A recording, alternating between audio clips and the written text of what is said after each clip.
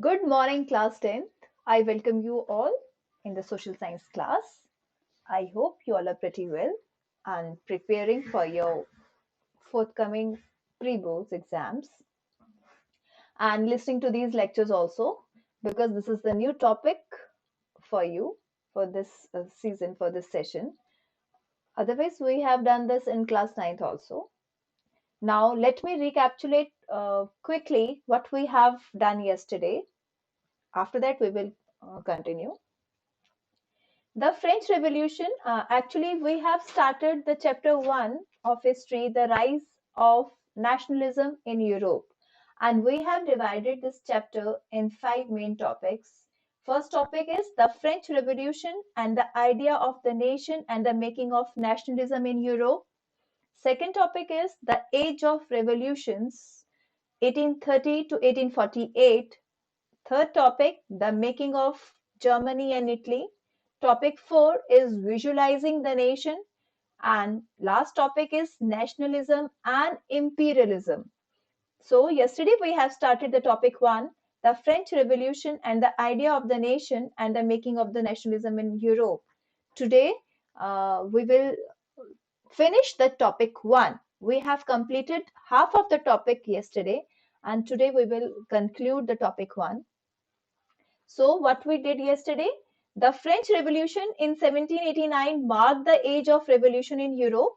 It led to the transfer of sovereignty from the monarchy to a body of French citizens. Monarchy means the rule of rulers. Rulers means kings. राजाओं का जब राज होता है Kings का तो उसे monarchy कहते हैं. तो जो मोनार्की से पावर थी, मोनार्की मीन्स राजाओं का जो शासन था उसको खत्म करके हम लोग किस में आ गए? Rule of body of French citizens. This is in the French revolution.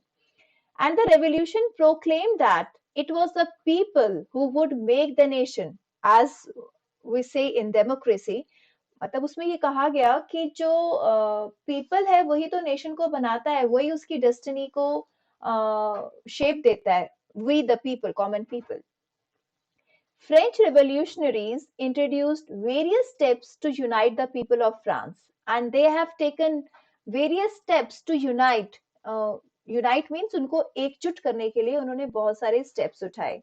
They considered it as the mission, उसे उन्होंने mission बनाया, and the destiny of the French nation to liberate the people of Europe from despotism by introducing.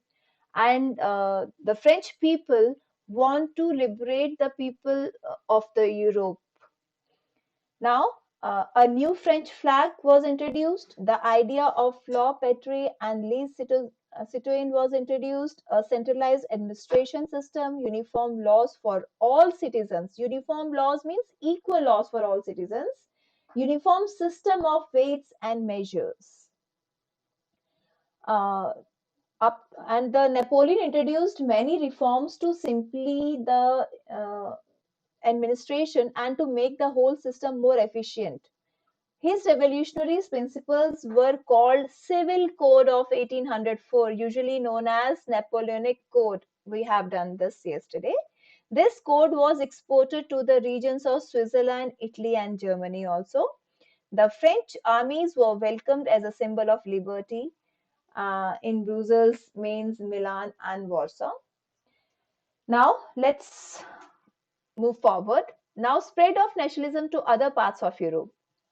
When the news of the events in France reached the different cities of Europe, students and other members of educated middle class began setting up Jacobin clubs. Now, when the French event of French Revolution reached the different parts of the Europe, to the different other cities of the Europe, so the literate people of those cities, those states were starting coming up together and they formed Jacobin clubs. The French armies moved into Holland, Belgium, Switzerland, and much of Italy in the 1790s. And the French armies, the mission of the French army was to liberate the Europe people. So they moved into Holland, Belgium, Switzerland, and much of the Italy. With the outbreak of the Revolutionary Wars, the ideas of nationalism spread abroad. So when outbreak, जब revolutionary Wars का outbreak हुआ, मतलब वो सामने आया खुल के, तो कौन सा जो आइडिया था वो फैला बहुत, नेशनलिज्म का, राष्ट्रवाद का, पेट्रियटिज्म का. So the idea of nationalism spreads abroad. This is the picture of Napoleon Bonaparte. And we have discussed that he has made the Civil Code of 1804, very important term. We called it Napoleonic Code also. Now, Congress of Vienna in 1815. In 1815, representatives of the European powers, now this French revolutionaries were spreading all over the Europe. Now the representatives of the European powers, the Great Britain, Russia, Prussia, and Austria, these all these countries, all these states are the representatives of the European powers who had collectively defeated Napoleon. Now, as Napoleon army was spreading throughout the Europe, so all other countries, all other states of the Europe got frightened that Napoleon may defeat them. So they come collectively, they all had come collectively to defeat Napoleon, and they defeated Napoleon and met at Vienna to draw up a settlement for Europe. And the topic is Congress of Vienna in 1815. So this is what the Treaty of Vienna means. So when Napoleon defeated by the European powers, they all met at Vienna to make a settlement. The Congress was hosted by the Austrian Chancellor Duke Metternich, and that meeting, that treaty was hosted by the Austrian Chancellor, and the name of the Austrian Chancellor was Duke Metternich. The delegates drew up the Treaty of Vienna of 1815, and this the delegates drew up this Treaty of Vienna in 1815. Delegates means the members of those great members, the political leaders of that European powers. What is the main objective of this Vienna Treaty of 1815? See, their objective was to undo. Undo means जो Napoleon ने अपने army को बोला था spread करने के लिए, अपनी नेशनलिज्म को बढ़ाने के लिए, जो जो उसने ये नेपोलियनिक कोड जो था, सिविल कोड जो उसने बनाया था, उसके अंडर जो जो उसके ऑब्जेक्टिव्स थे या जो उसके एम्स थे, उसको अनडू करना, उसको खत्म करना.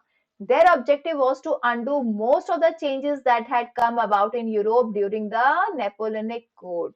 The main intention was to restore the monarchies. See, students, now those monarch government, those monarch countries did not want their country as the democratic country or republic country.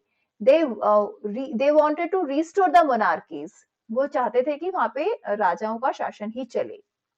That had been overthrown by Napoleon. और वो किसने उसको overthrow उठा के बाहर फेंक दिया था इसको, मोनार्कीज को?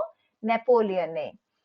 And create a new conservative order in Europe. So this is the main objective of that Vienna Treaty 1815, that those European countries wanted to restore the monarchies that was overthrown by Napoleon, and they created a new conservative order in Europe. This is the main objective of Treaty of Vienna in 1815. See, this is the picture of Congress of Vienna. Now, conservatism versus nationalism. See the difference between conservatism versus nationalism.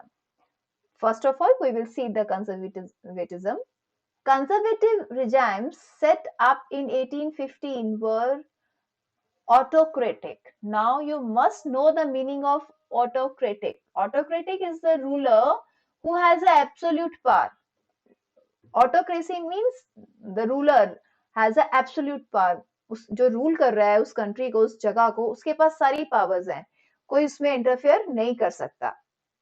So conservative regimes set up in 1815 were autocratic. Vienna Treaty के बाद जो conservative regimes set up किए गए वो totally autocratic थे. They did not tolerate criticism. and dissent and sought to curb activities. Criticism means उन्हें कोई आलोचना पसंद नहीं थी, टॉलरेट नहीं कर सकते थे. Dissent means कंसेंट होता है आप अपना एग्रीमेंट दें, आप एग्री करें उस बात से. डिसेंट मीन्स जब आप एग्री नहीं करते, मतलब ऑपोजिट ऑफ कंसेंट. सो उन्हें वो बर्दाश्त नहीं कर सकते थे कि कोई उनकी आलोचना करे या उनके अगेंस्ट कुछ बोले. And sought to curb activities. Curb means repress करना, किसी चीज को दबा देना, खत्म करना. और वो उन सभी एक्टिविटीज को कर्ब कर देते थे that question the legitimacy of autocratic governments, जो उनकी ऑटोक्रेटिव गवर्नमेंट को के खिलाफ आवाज उठाता था, वो उन सबको कर्ब कर देते थे, मींस रिप्रेस, दबा देते थे. So this is the conservatism. See students, means you can say dictatorship, क्योंकि राजा का रूल है तो वो जो चाहेगा वो करेगा, तभी वो मोनार्की चाहते थे. तो कंजर्वेटिव रिजाइम्स थी ये सब, कि वो बर्दाश्त नहीं करते थे कि कोई उनकी आलोचना करे या उनके अगेंस्ट जाए, और कोई अगर उस सरकार के खिलाफ आवाज उठाता था शासन के विरुद्ध तो उसको दबा दिया जाता था. They imposed censorship laws to control what was said in newspapers. I hope you all are well aware of the word censor. Censorship laws means उस चीज को हटा देना, खत्म कर देना. हम कोई आपने सुना होगा कि उस मूवी को सेंसर ने पास नहीं किया, या उस मूवी को सेंसर, उस सीन्स को सेंसर ने काट दिया. मींस जो उनको ठीक नहीं लगता था वो लगेगा वो उसको काट देंगे या उस जगह से हटा देंगे. तो उन्होंने इम्पोज किया सेंसरशिप लॉ. इम्पोज किया मतलब जबरदस्ती लागू किया. Newspaper, books, plays and songs, जो उन सभी न्यूज़पेपर्स को, बुक्स को, प्लेस को और सॉन्ग्स को जो लिबर्टी या फ्रीडम के आइडियाज को रिफ्लेक्ट करता था. फॉर एग्जाम्पल, मैं कोई स्टोरी लिख रही हूँ, मैं कोई न्यूज़पेपर में आर्टिकल लिखती हूँ, अगर मेरे आर्टिकल में मैं कोई लिबर्टी के बारे में लिखती हूँ या फ्रीडम के बारे में लिखती हूँ, तो मेरा वो आर्टिकल खत्म कर दिया जाएगा, वहां से हटा दिया जाएगा. तो ये सेंसरशिप लॉ उन्होंने इम्पोज किया. ये था conservatism. Now see what is nationalism, liberalism, sorry. The memory of the French Revolution nonetheless continued to inspire liberals. मैंने आपको नाइन्थ में भी समझाया था कि कंजर्वेटिव पीपल क्या होते हैं और लिबरल्स पीपल क्या होते हैं. जो कंजर्वेटिव होते हैं वो पुराने ख्यालात के होते हैं, दे रूढ़िवादी यू कैन से. और जो लिबरल पीपल्स होते हैं वो थोड़े से ओपन माइंडेड होते हैं. वो their mind is quite open, मतलब वो खुला सोचते हैं और हर न्यू चीज को एक्सेप्ट करते हैं. So this is the main difference between conservatism and liberalism. So हमने कंजर्वेटिज्म के बारे में पढ़ा कि वो पुराने मोनार्की दोबारा चाहते थे, वो अपने उसमें कोई इंटरफेरेंस नहीं चाहते थे, और वो सेंसरशिप लॉ उन्होंने इम्पोज किया था. Now see the liberalism. जो कंजर्वेटिव्स होते हैं, they do not want change. They want कि जो चल रहा है वो वैसे ही चलते रहना चाहिए. वही रूढ़िवादी काइंड ऑफ, मतलब उन्हें अपने पुराने विश्वास के साथ ही जीते हैं. And liberalism always accept the new things. So the memory of the French Revolution nonetheless continue to inspire liberals. जो liberal people थे, उनको जो फ्रेंच रेवोल्यूशन था अभी भी इंस्पायर कर रहा था. फ्रेंच रेवोल्यूशन ने हमें क्या दिया था? Liberty, fraternity, equality. These three things mainly given by the French, we have taken from the French Revolution. We have studied this in class 9th also. तो उन लिबरल्स के माइंड में अभी भी ये मेमोरी थी, तो इनको इंस्पायर कर रहे थे मेमोरी फ्रेंच रेवोल्यूशन की. One of the major issues taken up by the liberal nationalists was freedom of the press. And one of the main issue that was taken up by the liberals was that they wanted the freedom of the press. Yes, there was no censorship law should be imposed on the press, on the newspapers, books, plays, and whatever the laws were imposed on books, plays, songs, and newspapers reflected the ideas of liberty and freedom. And liberals wanted freedom of the press. And liberals criticized the new conservative orders. And liberals always criticized, वो conservative orders को हमेशा criticise करते थे, उनकी आलोचना करते थे, कहते थे हमें ये नहीं चाहिए. Now the age of revolutionaries. As conservative regimes tried to consolidate their power, liberalism and nationalism came to be increasingly associated with revolution in many regions of Europe. जहाँ कंजर्वेटिव रिजाइम्स अपनी पावर को consolidate कर रहा था, वहीं liberalism और nationalism वो लगातार अपने यूरोप में अपने रीजन्स को एसोसिएट कर रहा था, अपनी पास को अपने आइडियाज को स्प्रेड कर रहा था. These revolutions were led by liberal nationalists. जो ये revolutions थे, जो ये क्रांतियां थी, वो liberal nationalist ही लीड कर रहे थे. और वो इनमें liberal nationalist कौन थे? Belonging to the educated middle class elite, among whom were professors, school teachers, clerks, and members of the commercial middle class. So these all are the liberal nationalists. Those proved to lead the revolutions in the other parts of the Europe. So dear students, that's all for today. Please watch this video once, twice, thrice to understand it better, because this chapter is also very important. Only 2 chapters will come in your board exams this year. So please prepare well, try to understand well. If you have any confusion, you can call me or drop a message to me. I'll try to satisfy your queries. Okay, thank you students. Have a great day.